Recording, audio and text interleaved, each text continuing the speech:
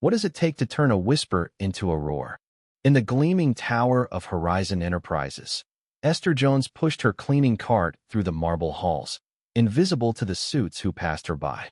At 42, she'd spent a decade scrubbing their floors, wiping their desks, and emptying their trash. To them, she was just the help, a black woman whose name they never bothered to learn. They mocked her in passing snide comments about her worn shoes, her quiet demeanor, her existence. "She's lucky to have this job," they'd sneer, their voices dripping with entitlement. Esther heard it all, but her face remained a mask of calm. Inside, though, a fire burned. Each night, as she polished the executive suites, Esther studied. Piles of discarded reports, memos, and emails left carelessly on desks became her textbooks. She taught herself finance, strategy, and corporate law under the flicker of a desk lamp. Her tiny apartment was littered with notebooks, pages filled with her neat handwriting plans, ideas, dreams. Horizon was rotting from the inside, and she knew it. The CEO, Richard Carver, was a charismatic fraud, skimming profits while the company teetered on collapse. Esther saw the numbers, the lies, the greed. She saw everything. On Monday, the mockery reached a peak.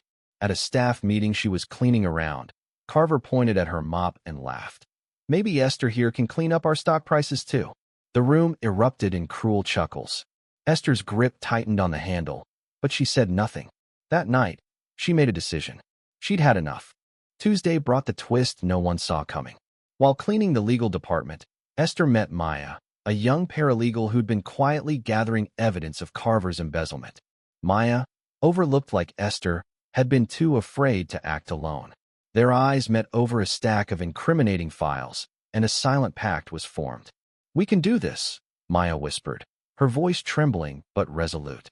Esther nodded, her heart pounding. They weren't just fighting for themselves, they were fighting for every invisible worker in that tower. By Wednesday, Esther's plan was in motion. She'd spent years building trust with the night staff janitors, security guards, IT techs. They were her army, unnoticed but essential. With Maya's evidence and the staff's help, Esther accessed Carver's private server. The files were damning. Offshore accounts, falsified reports, millions siphoned from employee pensions. But Esther didn't stop there.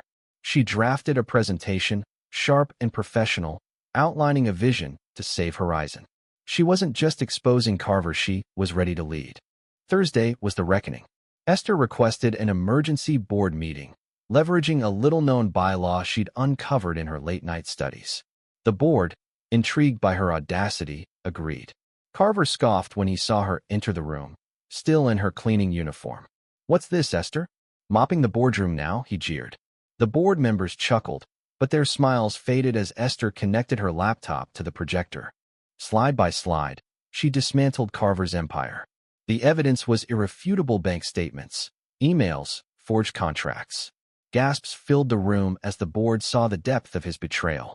Then came her vision, a plan to stabilize Horizon, reinvest in employees, and rebuild trust. Her voice, steady and commanding, silenced the room. Maya, sitting in the back, gave her a nod of fierce pride. The night staff, watching through a cracked door, held their breath. When Esther finished, the board was stunned. Carver stammered, his charm crumbling. "You can't, she's just a," he began, but the chairman cut him off. A vote was called. By a narrow margin, Carver was out. And in a move no one expected, they named Esther interim CEO. Her knowledge, her vision, her grit, they couldn't ignore it.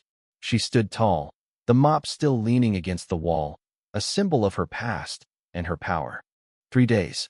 That's all it took for Esther Jones to turn their mockery into her triumph. She didn't just fire the CEO, she reshaped Horizon's future. The company's stock soared as her reforms took hold, and the workers, once invisible, became her loudest supporters. Esther never forgot the sting of their laughter, but she turned it into fuel. She wasn't just a cleaning lady. She was a force.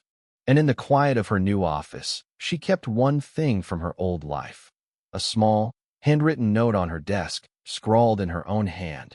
"Justice rises from the shadows." It reminded her of who she was, and who she'd always been. Yindi.